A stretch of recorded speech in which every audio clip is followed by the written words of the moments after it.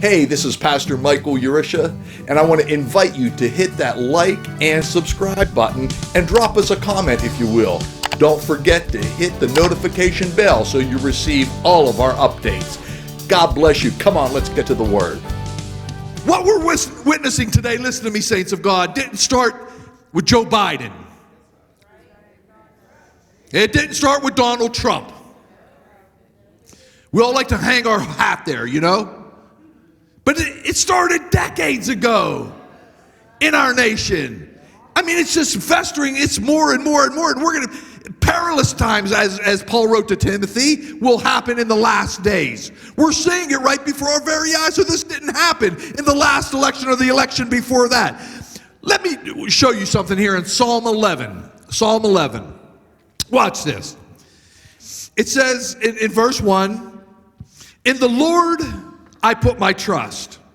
How can you say to my soul, flee as a bird to your mountain? For look, the wicked bend their bow.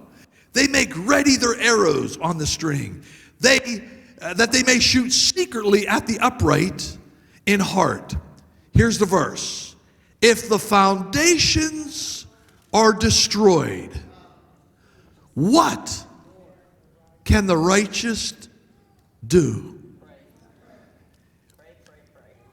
There's a story of a large office building, 42-story building, that was having severe cracks on the top floor. So the office manager called the architects and the engineers in who built the building, and they called them over and they said, "Hey, we want to go see, you know, what's going on with our building, if what we could do to repair it." So the engineer and the architect come out and they meet with the manager and they walk into the elevator. Now they knew it was on the 42nd floor, so they get in there and the engineer gets in there and he hits the B for basement.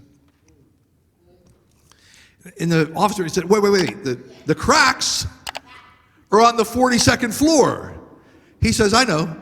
They go down to the basement and they began to look around and they found a whole section of wall that there were bricks missing. He said, the cracks on the 42nd floor are not your issue. Here's your issue. They did a little, investigation, and they found out there was a janitor that was building a garage at home. Every night, after work, he would take his hammer and chisel, take out a brick. Take out a brick. Come on, are you seeing the picture here, somebody? He would take out a brick. He would take out a brick. When you remove the foundation,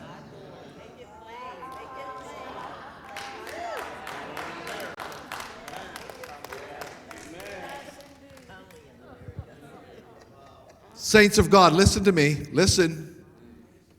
That's what we are seeing in our culture today. Thank you. It's because the enemy has been slowly and methodically removing the bricks in the foundation of our nation. Remember, we are in spiritual warfare.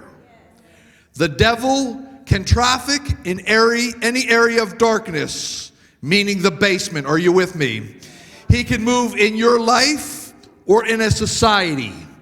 When you remove God brick by brick, you remove the light. When you remove the light, darkness is created, and now the devil has domain in which to operate.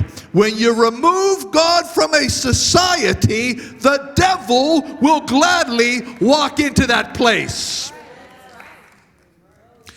When you remove the sanctity of marriage, like we did in the 60s and the 70s, with free love, when shacking up became normalized, come on somebody, when you remove that brick from society, you replace it with out-of-wedlock pregnancies and fatherless homes. Come on, somebody. You replace it with children that are wayward and the upsurge of gangs and gang violence. When you remove the sanctity of marriage from a society, you replace it with the normalization and the legalization of gay marriage. Because the bricks are being removed from the foundations. That's why we're seeing the cracks in our society today. When you remove the sanctity of marriage, not only do you see homosexual marriage, but it now devolves into where people don't even know what gender identity they are. When you remove the sanctity of marriage, we begin to mutilate little children that may be confused for a season in life of what gender they are. And the federal government calls it hate if you don't allow a child to receive puberty blockers and double mastectomies as 15-year-olds. Oh, come on, somebody. Do you see the cracks in the wall?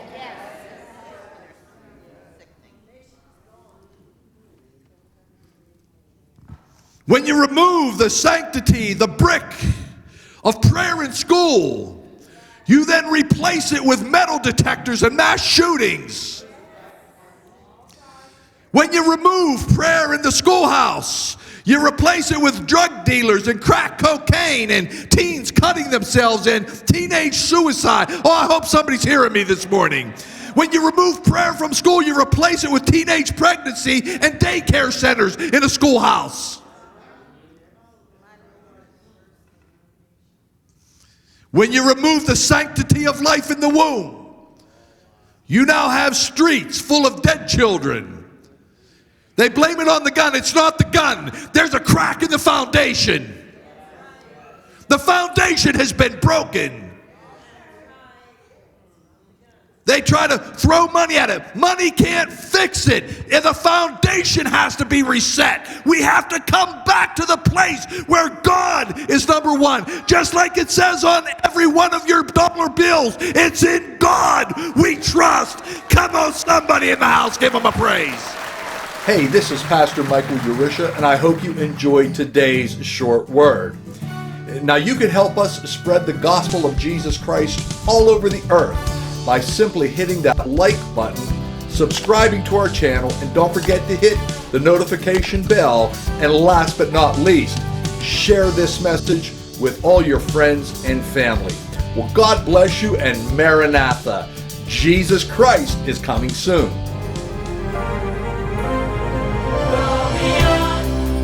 To every nation, to every generation, to all creation, to proclaim the gospel of Jesus Christ. To every nation, every generation, to all creation, to proclaim the gospel of Jesus.